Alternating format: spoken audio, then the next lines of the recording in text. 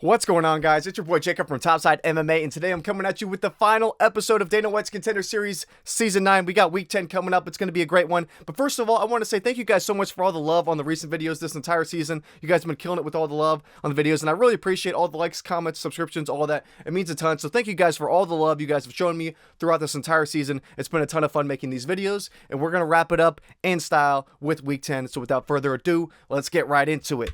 Now, also, we're going to have the Fight Companion. We're going live tonight, 7:30 p.m. Eastern Time Zone, 30 minutes earlier than normal. Normally, we've been going live at 8 p.m. EST, which is 15 minutes before the fights start. So, depending on whatever time zone you guys are in, we're going to be going live 45 minutes before these fights start. So, make sure to come swing by. We're going to be talking all the picks, bets, all of the above. We're going to be watching every single fight from start to finish. We're going to be chilling the entire time. So, come swing by, come hang out. And they've been awesome the last couple weeks. So, thank you guys for making the Fight Companion so much fun. And like I said, we're going to end this last week with a banger. So it's going to be a good one, going a little bit early so we can hang out for a little bit longer. So hope to see you guys there. It's going to be a really fun one. So without further ado, let's get into these fights. First up, we got Michael Oliveira versus Victor Valenzuela. This is an interesting one. As you can see, we have Michael Oliveira. I had him on the thumbnail. He is an ex-military, or not even ex-military. He's still in the military for Brazil. He's a paratrooper. It's cool. His nickname is PQD. Had it in my notes, which means Brazilian Army Paratrooper.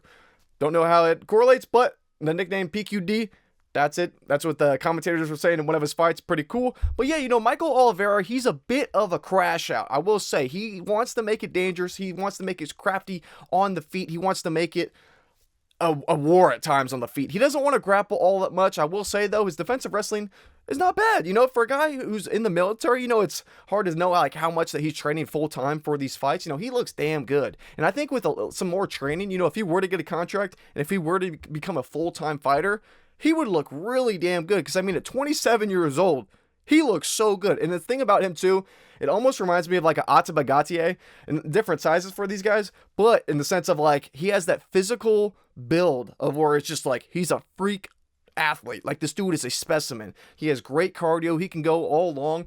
I was reading in one of his fights, I was watching one of his recent fights, the statistics on him were absolutely insane. I can show you guys this, actually pull you guys over. We can go to our boy Michael Oliveira. Make sure you guys can see this. In his fight against, oh yeah, it was Dalai Lama. Was that right? Yeah, or Dalai Gama, not the Dalai Lama. Dalai Gama. In his fight against Dalai Gama, I literally had it in. He threw 75 significant strikes in the first 3 minutes of this entire fight. Then he said, I wrote it down later on in the fight too. Within the second round, he landed 163 significant strikes. I mean, the volume was absolutely insane. This guy works like a workhorse out there, and when he wants to put it on guys, he really can. I will say though, like when I was watching his tape, I watched his first fights earlier. Like I kind of went in reverse order, like reverse chronological order for his fights. I was willing to go all in on this guy. I was like willing to place a big bet on him. I was like, oh my goodness, this guy is just like messing people up. I mean, if you look at his record, he's just getting a ton of knockouts, knockout. I mean, his fights are not lasting long at all. It kind of was like Mansour Abdul Malik when he came to the Contender Series. It was like every fight, it was like his last like 5 fights or something. The total fight time was like 9 minutes between 5 fights because he's just running through people. That's pretty much what his regional scene stuff looked like before this fight, or before his most recent fight where he did go to a decision. Then, so I watched the earlier fights, and I'm like all over this dude. I'm like, this Michael Oliveira guy, yeah, he has some, he's a bit green, you know. We can definitely craft out or round out some of the rough edges around the corners, you know what I mean? There's a little wiggle room where he can get a little bit better in terms of the technical aspects. Defensively, he is a bit hittable, but you know, that can be fixed at 27 years old. That can be very fixed. The one fight, though, that I feel like not a lot of people are talking about that really rubbed me the wrong way was his most recent fight against this Aldo Pereira guy. Now, the worst thing about this fight, he came into this fight as a minus 2,500 favorite. That's insane. I mean, he was a minus 2,500 favorite. They go to a decision, right? So you can say, okay, well, it could be like a Alvarez Luque, you know, they went to a decision, but 30-26 ass kicking, like from start to finish. No, it was not this. You could argue that Michael Oliveira lost this fight. I mean, the judges, he was never going to lose this fight to begin with. I watched this entire fight. I wait until they get to the scorecards. In my opinion, the first round, I put in my notes, the first round against Aldo Pereira, he Michael Oliveira barely outstruck Aldo 13-12. And the thing too about this first round was that Michael Pereira was only able to land leg kicks. He wasn't able to land any punches, where this Aldo guy, he was hitting him in the face cleanly. I mean, like, defensively, Michael Oliveira did not look good. So it's like, in my mind, if I'm weighing a couple calf kicks, and it's not like the calf kicks really had any noticeable damage. They're technically significant strikes, but they weren't anything crazy. That was pretty much the only strikes that he was landing the entire round, whereas Aldo was clipping him clean in the face. I was going to weigh that round to Aldo. Now, I guess Aldo was on the back foot a bit in that round, and Oliveira was the one that was kind of walking him down a little bit. So if you had it tied in terms of significant strikes, in terms of damage, and you were just basing it off of the offensive pressure of one guy, I guess you could lean it for him. But it was so close to where if you gave that round against Michael, it would not be a bad call at all. I mean, it could go either guy's way, right? Either guy's way in that first round, minus 2,500 favorite. You don't want to see that. Second round, absolute ass kicking. Michael Oliveira is beating this guy down. He almost gets him out of there. Could be a 10-8 round. I don't even know if I would get it there, but I wouldn't be mad. I mean, honestly, it was fair to make it a 10-8 round. And then the third round. So in my eyes, it's 1-1. It could be a 10-8 in that second, but in terms of the rounds, it's 1-1 as a minus 2,500. That third round comes around. I think he drops the third round. I mean, he was getting outstruck. Yeah, this Aldo guy, he was on his back foot and he was counter-striking the entire time. So in the eyes of the judges, Michael Oliveira was the one on the offensive the entire time. But he's getting outstruck. I mean, he did not look good in that third round. He was getting hit. He was starting to bleed because this Aldo dude was landing nice shots on him. And Michael Oliveira really did not look good. I don't know if it was just a fluke fight or what in this fight, but I'm telling you, as a minus 2,500, you have the commentators. It was Kyle Barajo and some other guy on LFA, and they're talking. They're like, "Oh my goodness, if you guys had the plus 1,300 on Aldo, you might have just cashed one of the biggest underdogs we have ever seen." I mean, the commentators are literally saying, they're talking as if like this huge upset's going to happen. Because honestly, that's how I had it. I had it 2-1. You could have waited that way, and minus the 10-8 though. So if you had it as the second round being a 10-9 for Oliveira, you could have said he lost that at 29-28. But then I was like, I know obviously I saw his record. I knew he won the fight. But I'm like, I want to see what did the judges say for that fight? And I go, I see him. I wrote it down. The judges scored it 29-27, 29-27, and 30-27. Michael Oliveira was winning this fight regardless of what happened. I mean, a 30-27 is absolutely insane. Because it's like you had round 1, round 3 that could have either gone either guy's way. I mean, they're coin flips, and you gave them all to the other guy. At least the judges that had the 29-27 gave it one. I mean, I don't know, man. It was so damn bad. It was so damn bad on the scorecards. And I'm like, this is a minus 2,500 guy, and he's coming in here against a regional guy who's what's his record? 11-7-2. Not the best, and he's coming in here as a 2,500 favorite, and it was the most closest bar burner, I mean, like, butt cheek clincher of a fight you could imagine. Not making me all that confident now that you have him coming in as a minus 200 favorite against another guy who's actually decent. I mean, a 14 or 12-3 record. I mean, not too bad. Not too bad of a record. So I do have those concerns because with Michael Oliveira, the thing that stood out to me about him is like in some of his more recent fights, he's kind of gone away from what made him so like good early on. Like in his earlier fights, he was a bit of a crash out, and he's just really trying to put guys out, going all aggressive, balls to the wall, a ton of volume, just landing those power shots because he has a ton of power. He does have a ton of power. But then his most recent 2 fights, he's been a bit more slow. He's been a bit more timid. He's been a bit more trying to be more calculated and technical. But his defensive striking is just not that great. He's defensively very hittable. So when he tries to get into these point fight Leon Edwards ass fights where he's going back and forth, he's making it super close and competitive. I feel like it's going away from his style. And I think it's probably just because he's not technically sound enough yet at this point in his career. And he can totally round that out. I mean, he's only 27. He can get a lot better. But for this, the thing is, though, this is the Contender Series. So in my eyes, I'm thinking, okay, maybe he was a bit more technical on the regional scene in LFA. Now he's in the Contender Series. Maybe he goes aggro. He's like, I need this contract. I need this knockout. If he goes aggro and he goes balls to the wall, aggressive as shit, he's going to be a real problem for Victor Valenzuela. It's going to be a real problem. That's the thing, too, with Michael Oliveira. I don't know if I said this or not, too, but I love his cardio. I love his power in his hands. It's just his technical striking. He's defensively hittable, which isn't the best. And when he's trying to do this point fighting shit back and forth, doesn't look the best. So if he fights aggressive, he'll look great. But that does it for Michael Oliveira. In terms of Victor Valenzuela, I literally, when I was watching this guy's tape, I watched Michael first, and I was watching him. I'm like, all right, if this guy has chin problems, the pick's going to be Michael Oliveira. Easiest pick I've ever made. Night and day. No second guessing here. I watched his first fight, Victor Valenzuela. We could pull you guys up. It's against Bruce something. I'm blanking on his last name. Bruce something. What was his name? It was Bruce Whitehead. I'm watching this fight, and within the first 30 seconds, he gets dropped. Bruce hits him with a jab, and he goes down. He falls completely over, gets put on his ass. I'm like, all right, that's enough for me. But, I mean, he did end up winning this fight. He goes on there and gets a round 1 knee knockout. But, I mean, he goes chin for chin, shot for shot against this Bruce guy. I mean, Bruce knocks him. Then they get back up on the feet. He bounces back up. I mean, he recovers pretty well in this fight. But then he hits Bruce, and Bruce gets a bit wobbled. And then they pushes Bruce up against the cage. Bruce's back is on the cage. Victor Valenzuela and this guy, they're just going shot for shot. I mean, they're just landing haymakers. They're going haymaker for haymaker. And that's the thing. Victor just kind of, I don't want to say he gets lucky, but he's going into the firefight like that, and he's going chin for chin, shot for shot. And if he does that against Michael Oliveira, he's going to sleep. I'm telling you right now. Oh, sorry, got to add.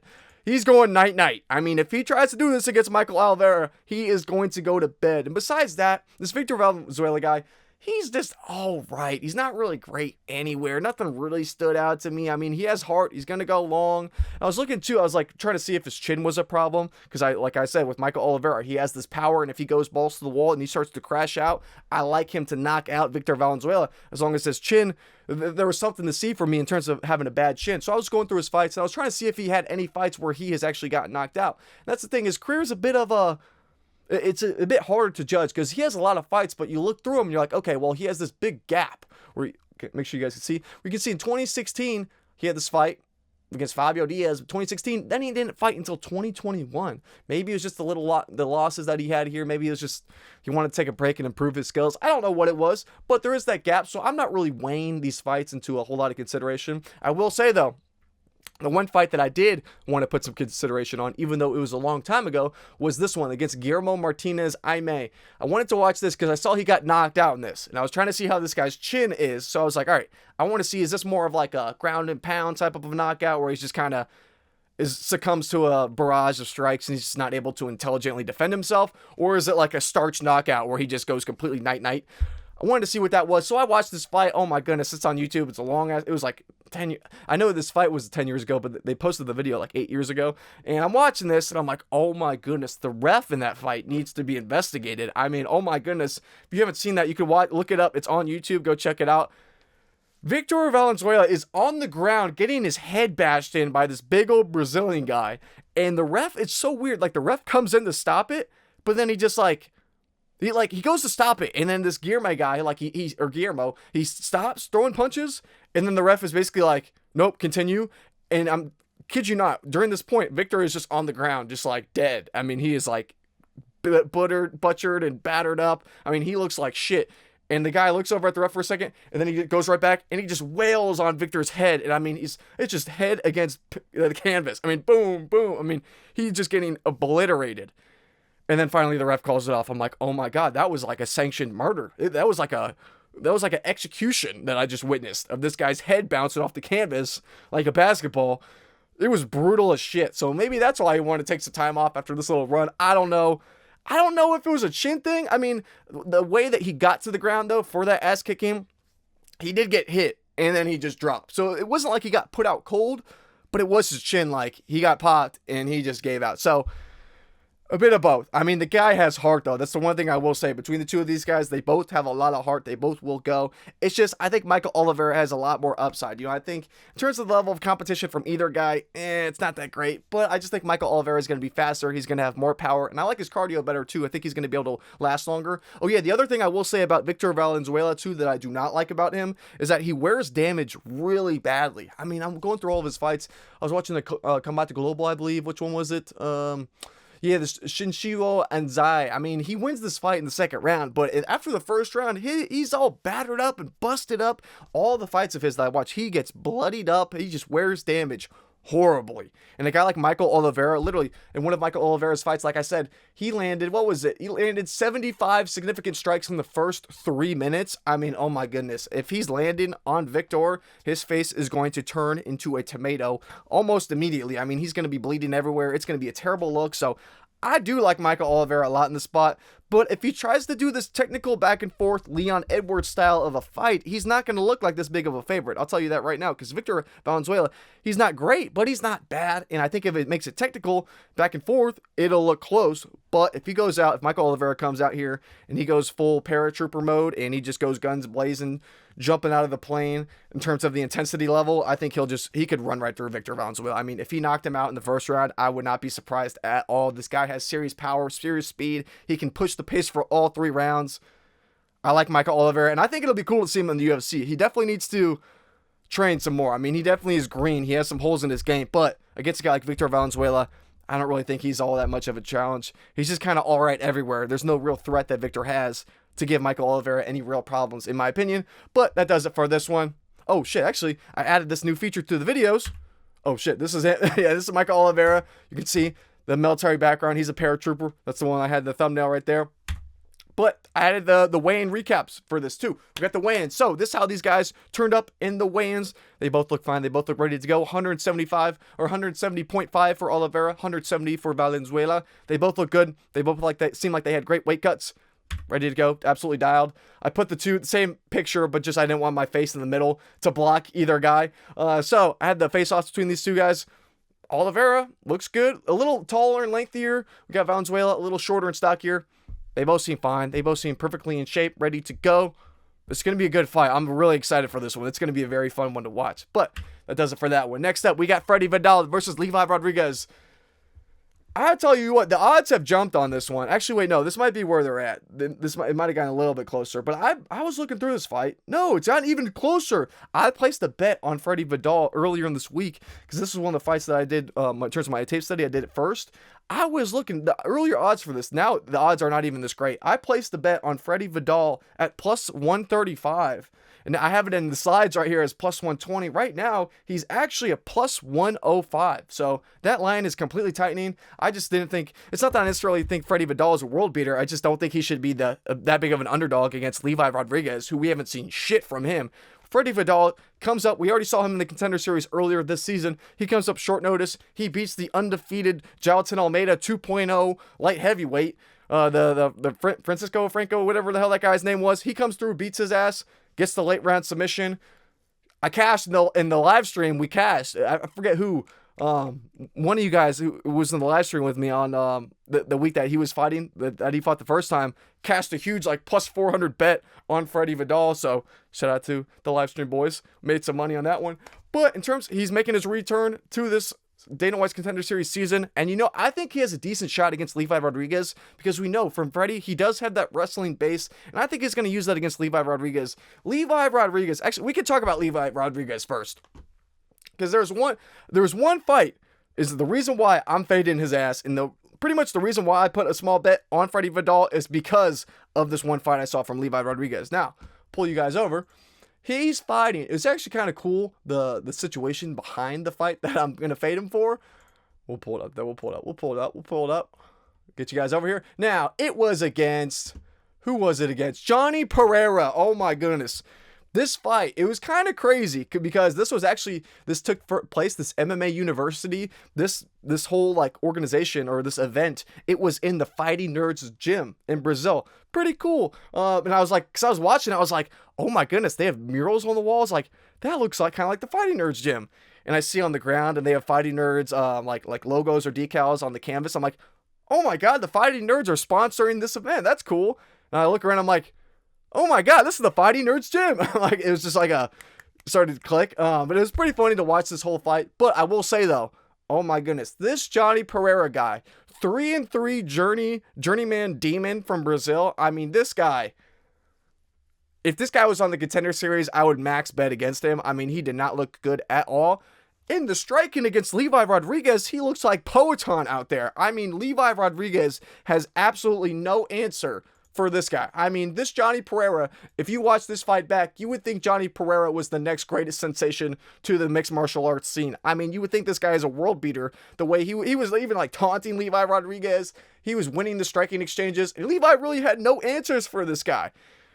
It was horrible. I feel like I had something in my notes. There was something that stood out to me in this fight that I wanted to point out, but I'm trying to think. I was like, I said Johnny Perr is essentially walking Levi down the entire time, and Levi is on his bike for a large part of the fight throughout rounds 1 and 2 especially.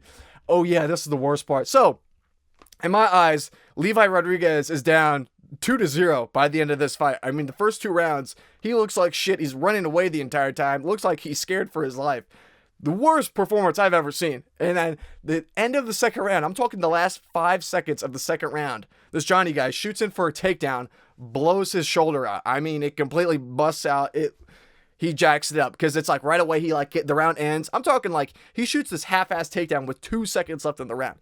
His shoulder completely gets blown out. He goes to his corner. I knew he was screwed at that. I mean, I already saw the result. They said it was a shoulder injury, but at that point I'm like looking. I knew it's over, but at that point you can really tell it's over. He goes and sits down on his corner, and his stool. Like usually they'll put ice on the back of your neck. They'll put it on your head. They might rub it on your chest, rub it on your back. They put the ice on his shoulder. I'm like, yeah, this guy, yep, this is where it's happening. He blew his shoulder out. He gets back up. Round 3 starts. He goes down. He gets knocked out instantly. So if you look at this on Tapology and you're just looking through the records, you see, okay, injury. We still got the knockout. He probably looked good. No, this was the worst shit performance I've ever seen in my entire life. I mean, it was awful. Then this is the sole reason I'm fading the shit out of Levi Rodrigues. I mean, like, this guy's supposed to be a striker. Everyone's saying, like, oh, well, he's going to be the striker here. Freddy Vidal is going to be the grappler. Levi Rodrigues is going to be the striker. Levi Rodrigues was getting his ass kicked by a 3-4 journeyman in the favelas. I don't get how he's a favorite here. I mean, that's his only way to win this fight. Now, I will say, people are putting a lot of hype on his most recent fight, this knockout. He knocked this dude out cold. I mean, he put him out, and it was a walk-off knockout. It was pretty sick. That's all. I put the pictures of the both 2 fights that are kind of weighing my opinion, or kind of weighing it the most, I guess, because this was the knockout that he got where, I mean, he puts this guy out, and he's just not moving. I mean, he puts him out cold. He has some power in his hands. We will give him that. When he wants to unload, he can knock guys out. So there is the chance he could knock out Vidal here. There is that chance that it definitely could happen. I just think technically he's not good. This is the fight where he knocks the guy out. This was the Johnny Pereira fight. He is getting his ass kicked for 2 rounds. The guy blows out his shoulder. He wins by 3rd round injury TKO. He starts crying. Why is he fucking crying? I don't know why he was crying after this. I mean, maybe he's crying that the fight's over. He's like, finally, I'm done with this fight. Thank God. Maybe that's why he's crying. Of like, finally, please make it stop.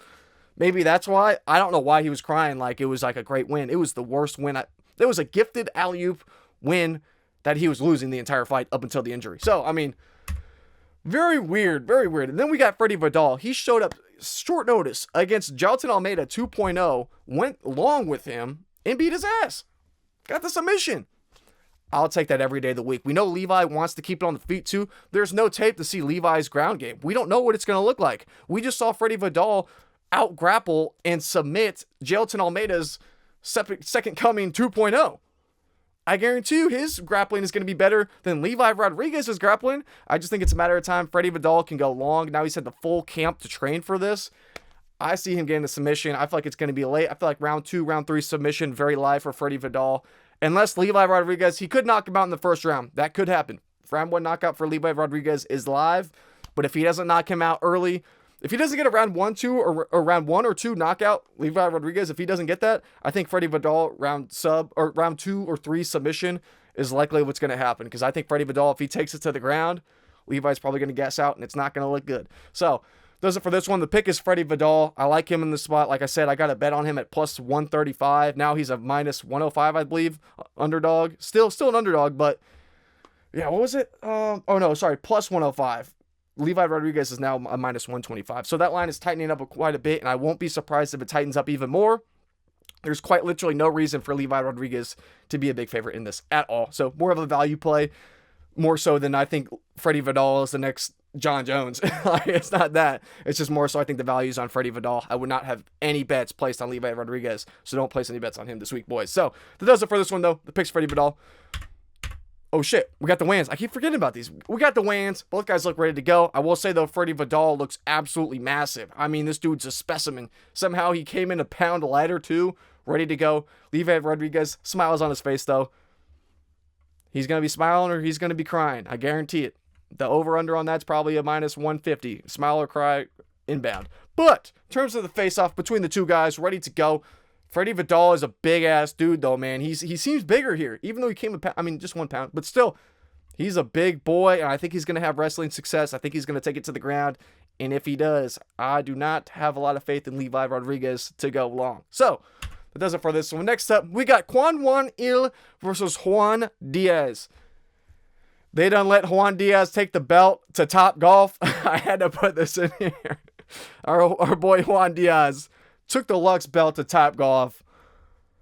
Crazy choice there, but you know, if you got a belt, do what you want with the belt. It's your belt, my brother. But in terms of these guys, you know, we got Kwon South Korean guy, lengthy striker. You know, he's been fighting in one championship, so a very well-respected organization. You know, he's just fighting at a higher level for sure than a guy like Juan Diaz at Lux, where it's really not the highest level in the Mexico regional scene there. It's not the highest level, whereas at least with one championship with Kwon I like what I've seen from him. Now, I will say, though, this one is the hardest one for me to pick in terms of the odds. I think it's about accurate, even though it's gotten a little bit wider now. I think Kwon is a bigger favorite.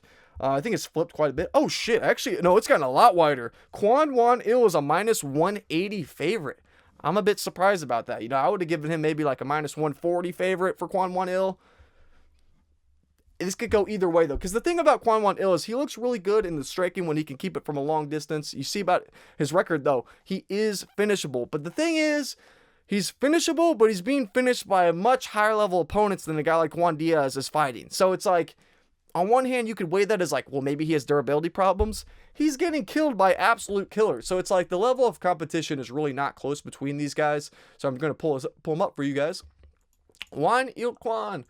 I never know the order of how you say this guy's name. Is it Kwon? I mean, who knows? But the guys that he's losing to, this Fabricio de Andrade guy, he's not lost to him twice, round 1 knockouts. This guy's an absolute killer. I mean, you look at this guy's tape, this dude is a specimen freak of nature. I don't know how the UFC has not got their eyes on this guy. I guess he's fighting in one championship. He must want to be there for whatever reason. But I mean, this dude, at 28 years old, this guy could be a real problem in the UFC. They could sign his ass immediately right now. I mean, this guy is a demon in the octagon. And that's the thing, too. With these one fights, they're a bit all over the place. You know, some of his fights, they've been in cages. Some of them, they've been in rings. It's been a mix of the both. But, you know, Kwon, he does have experience in the cage. So I'm not too worried about him there. But, like I said, these 2 knockout losses against the same guy twice. They're very quick. If you watch this liver kick, I mean, it is a textbook perfect liver kick. I mean, you can see his big toes literally like hooking into the guts of Kwon. I mean, it is like quite literally the most textbook liver kick you could ever have. So I don't blame him for going down for that one, because it's not like he was acting. I mean, it was like, you watch that in slow motion, it is like the textbook most perfect liver kick shot you could ever see. Beautiful. But then in their next fight, they do a rematch. It's a bit of the same. He gets hit by a body shot and goes down. And that's my one concern about this fight. Is that, yes, Kwon is getting knocked out by this dude who's an absolute killer, and Juan Diaz is the exact opposite of a killer. I mean, half of his wins are by decision, but the thing is, he has had a lot of 5-rounders where he's trying to conserve his gas tank a little bit, so I don't really want to knock on him too much for going long in these long 5-round fights where he's really trying to conserve his gas tank. The thing about this fight, though, the point of that I want to say is that Juan Diaz does do a good job of mixing up a lot of body shots. He likes to mix up his combinations. He'll throw it to the head. He throws a lot to the body, though. And we've seen Kwon. He has struggled with the body shots before, and they put him out. Now, it's a bit of both, though. It's like, on one hand, I don't think Juan Diaz has that much power. I don't think he's as dangerous. I don't think he's as high-level striker as a Fabricio is. But at the same time, he does throw that volume. We've seen Kwon suspect to those body shots. They've hurt him before. That he could hurt him in this fight, too. I do have that concern. That's why, like, laying huge chalk on Kwon does not really make me want to do that. You know what I mean? Because we've seen those holes in his game. But it's like, you know, you get what I'm saying? It's like, how much do we weigh in comparison to this fight, though? Juan Diaz isn't as dangerous. He's not fighting a high level of competition like Kwon is. And the same thing is, too, is like, if you look at who he's getting submitted by, look at his submission losses. Shoko Sato, who's a veteran, and then Imanari. I mean, the level of competition, like Imanari, you got him submitting his ass, and then you got Fabricio, who's knocking his ass out. Can you judge him? Can you really blame the man that much for those losses? Not really. And Juan Diaz, is he that guy? Compared to, does he have the grappling of an Amari, or does he have, or Eminari, and does he have the knockout power of a Fabricio? I damn sure don't think so. So this one has to be conflicted because at the same time, I feel like at the same time we have Juan Diaz, who is 14-1-1. So it's like he's not losing to these regional guys. He's just not winning in a very convincing manner. And I don't know about the reach in this fight, but I will tell you what, Kwon L most certainly has the longer reach. I mean, I'm surprised they have the height at 5'9" and 5'10". It looked like a bigger difference than that. Oh shit, pull you guys over. The face off, I mean, it looks like a 2+ inch difference because Juan Diaz has a little bit of fluff on top of his head. But I mean, I don't know. I was surprised. I thought it was going to be a little bit of a bigger difference on the numbers. But between the weigh-ins, though, these guys seem fine. They both seem ready to go. I am leaning Kwon Il because it's like I said, he's being finished before. I mean, in his losses, 4 out of the 5 being inside the distance. But he's being submitted by high-level grapplers. He's being knocked out by one high-level striker. So it's like, I'm going to edge so slightly here, ever so slightly, with Kwon Il. Or not even ever so slightly. I like Kwon Il in this spot. I think he can get the job done here. I wouldn't completely write out Juan Diaz, though. I wouldn't say he has no shot. I mean, Kwon Il at a -180 does low-key seem a tad wide to me. Especially with the grappling. You know, Juan Diaz, they said that he was raised as a grappler. In some of his earlier fights, I was watching tape study on him. The commentators were going on about like, oh, he's a grappler who's working on his striking. So if he takes Kwon Il to the ground, maybe he could have some more success in the ground in the grappling. Who knows, like what that's going to look like. I don't really know how that might turn out to be. So it's really hard to pick this one. You know, I think both these guys are pretty solid. Both these guys could hang in the UFC. Gun to my head, I'll say Kwon Il, because like I said, I had him as maybe like a -140 favorite in this, maybe -150. -180 is a bit too unplayable for me personally. I think it's going to be a good scrap, though. I'm really excited for this one. I think it's a pretty decently high-level fight for the Contender Series. Going to be a banger. I'm excited for it. But yeah, gun to my head, I'll go Kwon Il for the pick, but not extremely confident in that one. But, oh yeah, wait, no, we got this. Yeah, got the face-offs. Bada boom, bada bang. Next up, we got Marwan Rahiki versus Ananias Mulumba. Now, I like Marwan Rahiki. The thing, Marwan Rahiki, you got to watch this guy's fights. I mean, he is crisp on the feet and only 23 years old. This guy's going to be a problem, man. I mean, he's very green. He does have some gaps in his game, but I mean, that's not a knock to him. He's 23 years old. This man, Marwan Rahiki, is going to be an absolute demon in the UFC. I'm so excited to see this guy. I mean, he's the featherweight Carlos Ulberg 2.0. He's here. He has arrived. I mean, that's literally what this guy is like. I mean, and he's faster too. I mean, he's fast as shit with the striking. He wants to keep it on the feet, but in terms of the grappling, he's not a fish out of water. You know, there have been fights where guys have taken him down and they've out-grappled him before, but he's never out of it. Like, he never panics. And I really like that about Marwan here, is that he's very cool, calm, and calculated. You look at this guy and he fights very composed. He never panics. And for a guy this young with that little of experience, that's a huge green flag, because that could be something. I mean, you could teach composure. I mean, you could get more calm and relaxed the more that you fight. But on one hand, it's like, you could tell this guy's born with that calm, cool, relaxed nature. And I think in a big step up of competition in the spotlight, like a Contender Series fight, a younger guy, a 23-year-old, could easily crumble under the pressure. But I do not think Rahiki is going to crumble at all. I like this guy a ton. His striking, I like he's one of these lengthier, taller strikers for his division.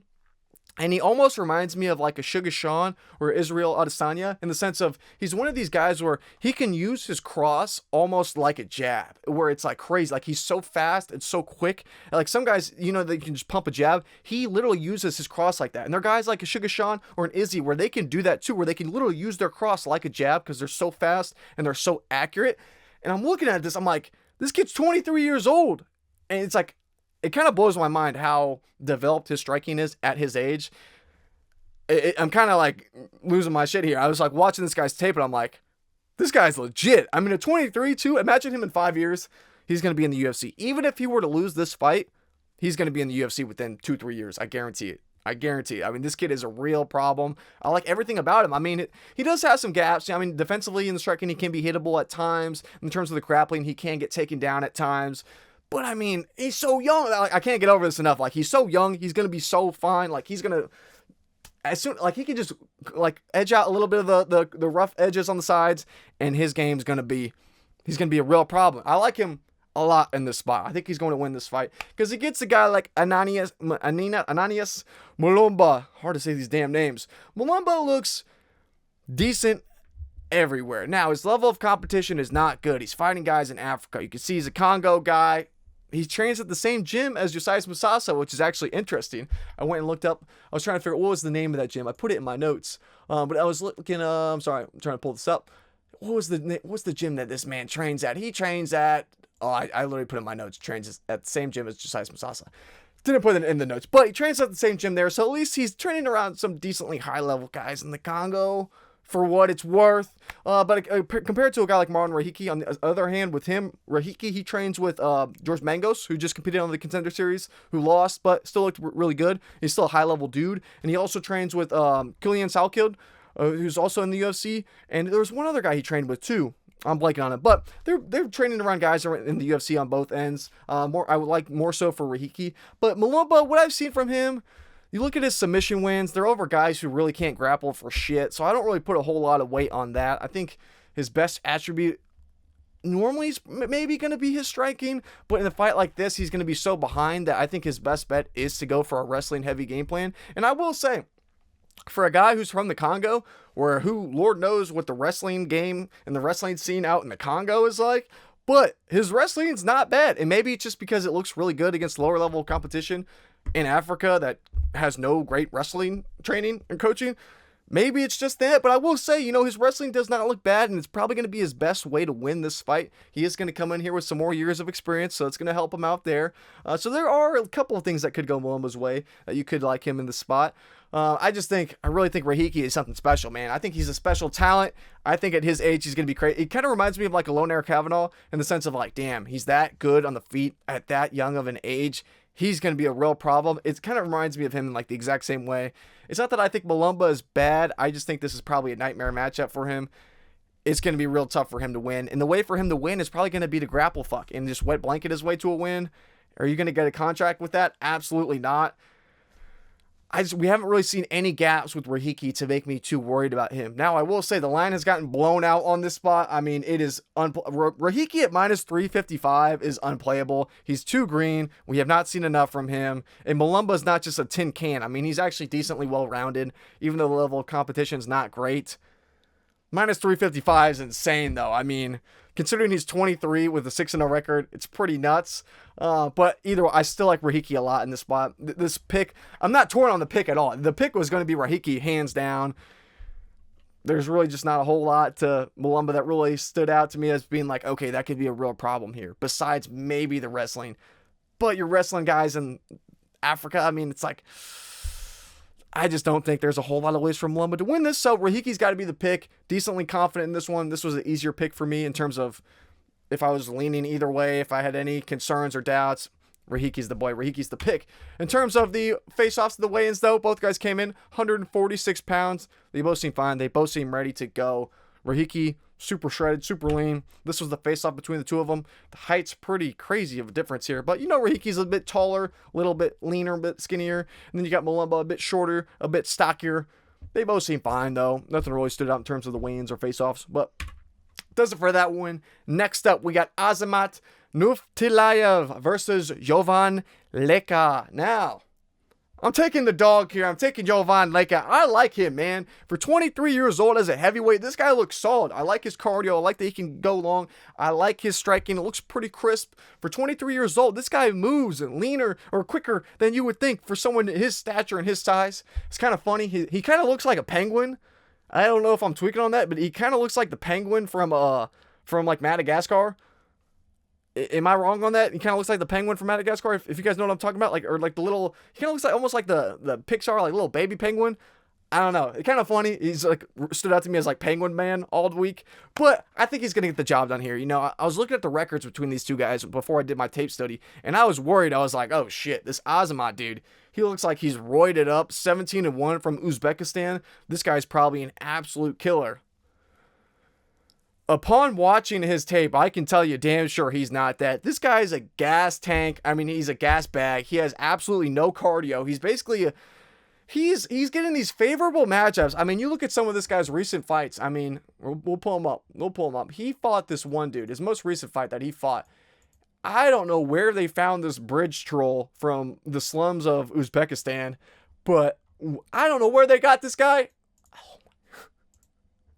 I don't know where they found bro, but they got him in here for this fight as a sacrificial lamb. And I'll tell you what, he looked exactly like that. He gets a north-south choke in under a minute of this fight. I mean, he lands a takedown, gets a north-south choke. I mean, it was over like that. This guy tapped right away. There was no fighting at all. I mean, it was no fight back. There was no pushback. It was just, yep, I'm done. I'm out of here. Give me my paycheck and I'm done. The thing I don't like about guys like this too, with Azamat Nuftillaev, I was going through this guy's Instagram.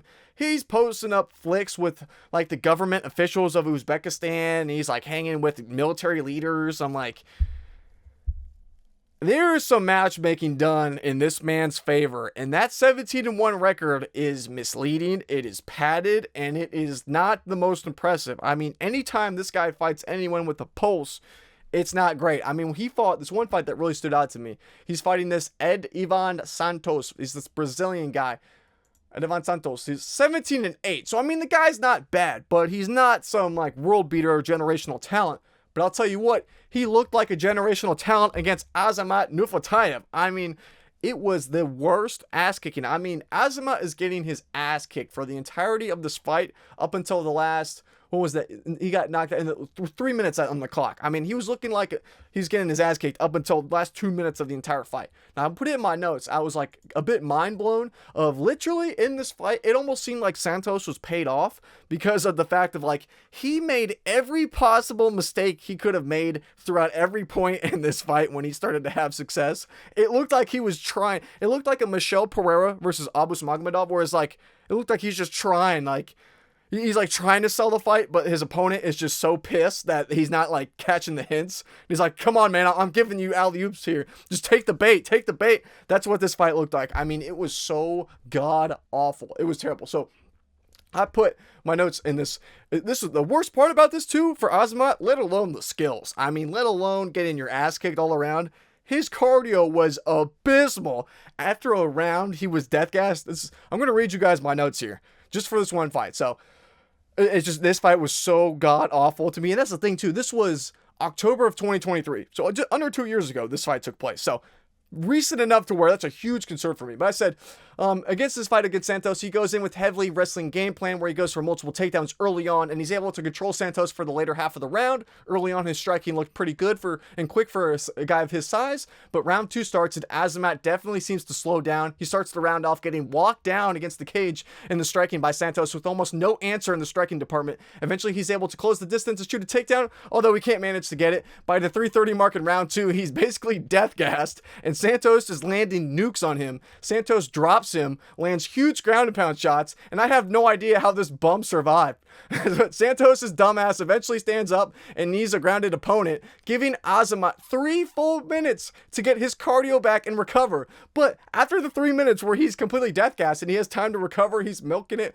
When they restart, they're both somehow death gassed after 3 minutes of break. I mean, they're both death gassed. So they somehow scrape by. They get to the 3rd round. They're both death gassed. Round 3 starts and they go chin for chin, landing absolute nukes to start off the round. Santos lands a huge nuke that completely sits Azamat down on his ass. It was a crazy knockdown. Santos falls into the ground and gets the full mount with 3:50 left on the clock, but somehow Azamat is able to escape. Santos goes for a fucking Kimura, gives up his position, and lets Azamat right back into the fight. He starts landing big ground and pound shots, and Azamat is hanging on by a fucking thread. Santos gets the side control, yet he still can't finish the fucking fight, and then he gives it up. He literally, he goes for the side control, he gets reversed. Somehow Azamat's dumbass gets on top of him, lands some pitter patter shit. Actually, no, I will say they were some elbows. But yeah, he gets him out of there. But I mean, it was like Santos was winning the fight, clear as day, and he's on top of this guy with like 2 minutes left in the fight.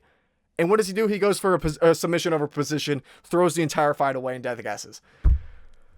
Sorry for the rant on this one, but I mean, my goodness, this Azamat guy has good wrestling for the first round, and then he's screwed. I mean, if he can't get it early on, he's absolutely cooked. And against a guy like Jovan Leka, I mean, you look at this guy is a real heavyweight. This guy is ginormous. And although he's not the most technical, 23 years old, he definitely has a lot of time to improve his game.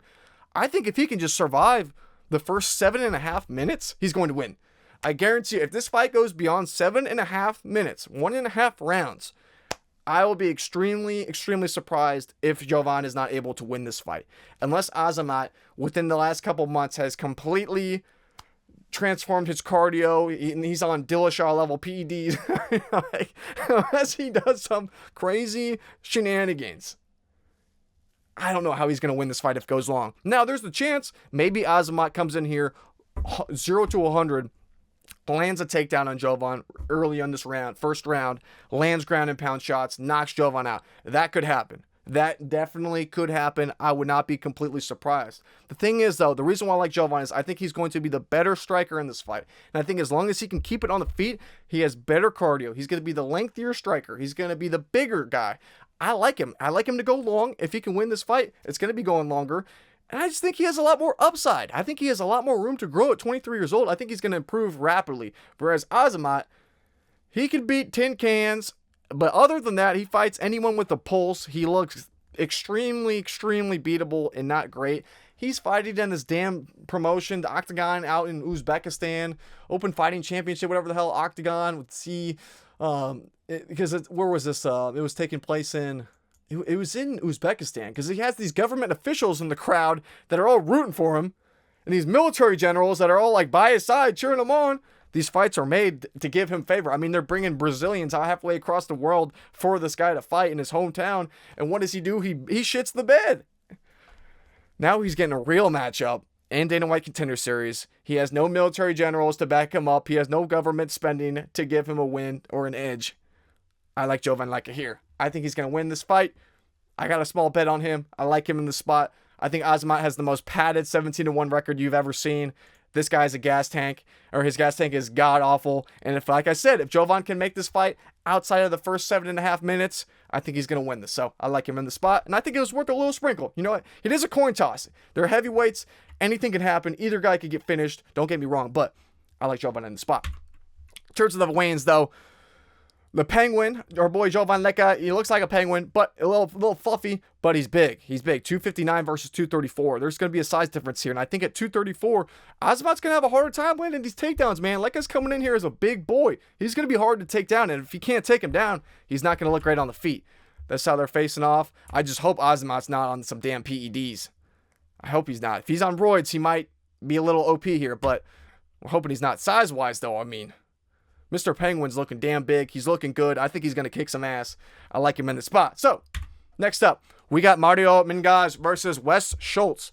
This is an absolute shit show of a fight. I don't think either of these guys are good, so I really don't feel confident either way. I will say, though, I got a funny-ass little thing to show you guys about Mingaj that we'll talk about here in a second. But we'll start off with Wes Schultz. Wes Schultz, I get why he's a favorite in the spot because he's fought the higher level of competition. And against Mansour Abdulmalik, I will say, I watched that fight back this morning and I was like, you know what?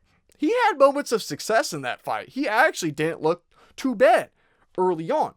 There were points where he was winning in the striking and he was landing some shots on Mansour. He just doesn't really have a ton of power, so he wasn't really able to get anywhere with it. Nothing really landed any. He didn't land any damaging shots. It was just more so he was able to land. And same with the grappling. You know, he did have some success. At one point, he got to Mansour's back. He was out wrestling Mansour Abdulmalik. So I'm like, that win or that loss for him has aged extremely well. Extremely well. So I will say, Wes Schultz, respect to him for that performance. You couldn't pay me to get in the cage with Mansour Abdulmalik. So for him taking that fight, respect for him for that. And he actually put up a pretty decent performance. It's just that he gassed out in that fight. And it wasn't just that fight. His cardio has been a concern in the past. As you can see, when he went to a decision and lost, it was against Dylan Budka. So it's not like you got to be a Mansour Abdulmalik to beat this guy. You can be a 0-3 UFC fighter that gets cut, and you can still beat Wes Schultz to a decision.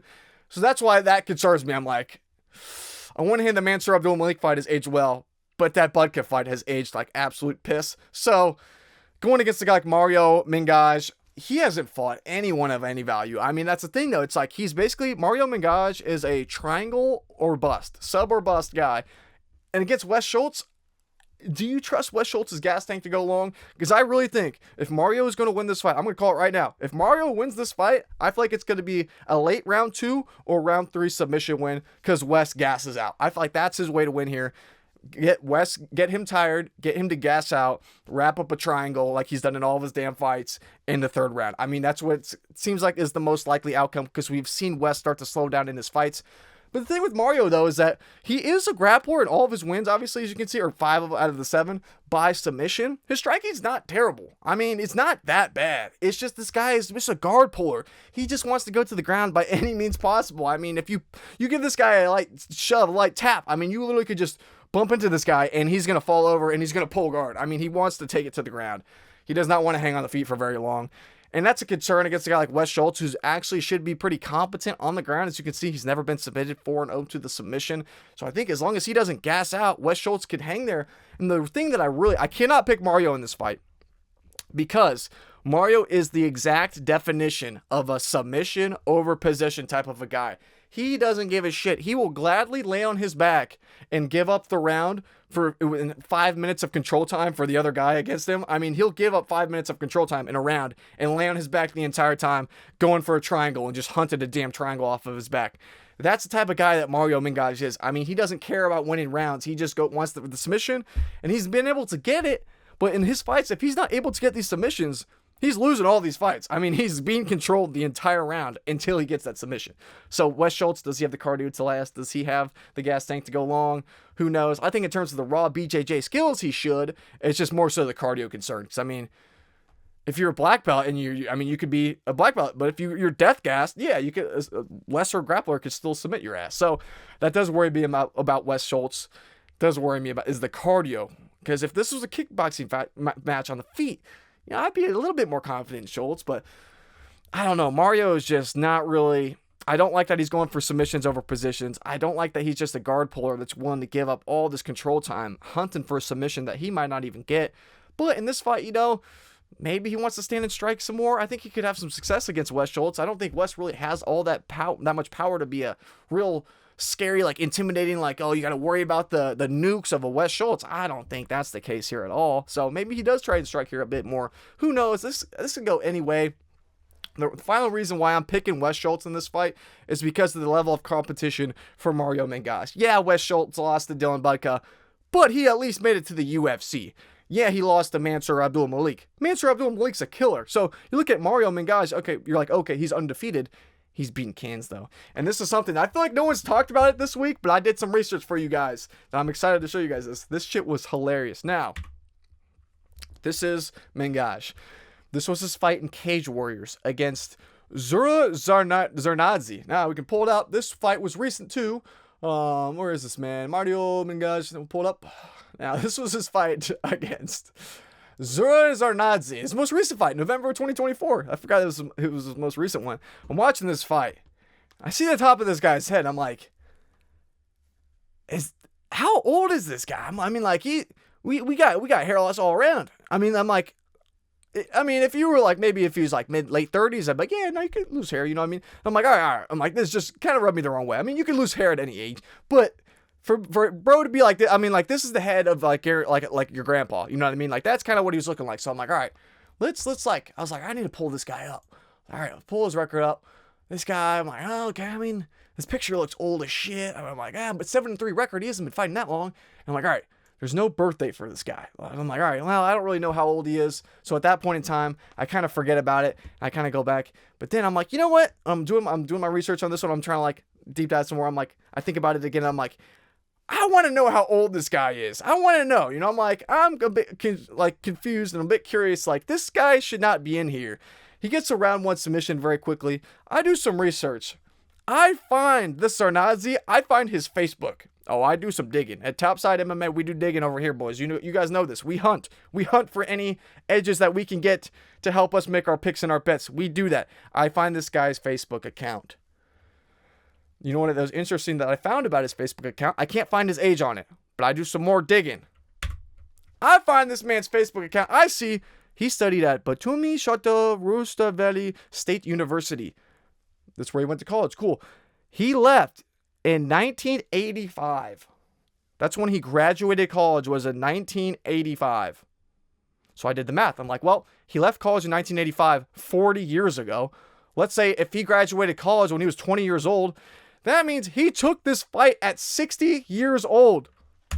Cage Warriors is throwing Mingaj against a 60-year-old who is allowed. This should not have been sanctioned. Who is sanctioning this type of a match? This bout should have been flagged for record padding. I mean, that is the worst horseshit I've ever seen. How was this match allowed? I mean, quite literally, he's beating 60-year-olds. I mean, I've seen guys beat up like 46-year-olds, 47-year-olds. Even that, it's like embarrassing. If you're fighting 60-year-olds, I mean, as a 29-year-old, you're fighting guys with who's doubled the age, more than double your age. And it's not 20 versus 40. It's 29 versus 60. I mean, it's awful. So I can't have any confidence in Mario this fight. I mean, in this fight. Like, he's fighting genuine grandpas. He's fighting grandpas and Cage Warriors and getting submissions. And that's the thing, too. Grandpa took his ass down. Grandpa landed a takedown against this Mario guy. So that, let it be known, Mario is definitely not the pick this week. I cannot get behind Wes Schultz as a minus 200 plus like favorite at this point. But I'll tell you what, I'm damn sure not picking Mario, the grandpa beater. And I'll tell you that much. So the pick's going to be Wes Schultz. Yeah, between the face-offs, I mean, both guys look fine. They both look all right. This is going to be a bar burner of a fight. I mean, it's going to be a dumpster fire.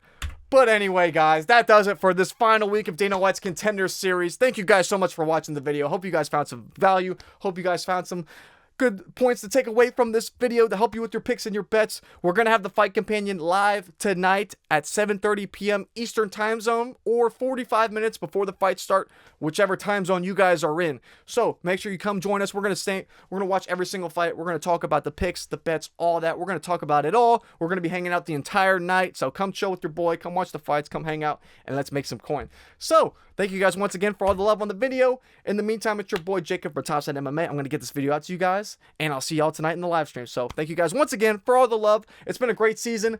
Glad to wrap it up. I'm not going to lie, these videos take a ton of time and research and effort, and I mean, they take countless hours every single week. So on top of the UFC card. So it's a ton of work with these videos. So I'm not going to lie, I'm kind of excited for a little bit of a break. But, you know, in a month from now, I'm going to be wanting another Dana White Contender Series this season. That's just kind of how it goes. But I want to say thank you guys again for all the love throughout this entire season. The likes, the comments, subscriptions, all that. It's been so awesome. I'm very grateful for all the love on the videos. So thank you guys genuinely so much for all the love this season. It's been so much fun. And yeah, we're going to end it out on a bang. Week 10. I'm super excited for the live stream tonight. I hope you guys enjoy, and I hope to see you guys there tonight. So in the meantime, it's your boy Jacob from Topside MMA, and I'll see y'all tonight. And I'm out. So peace.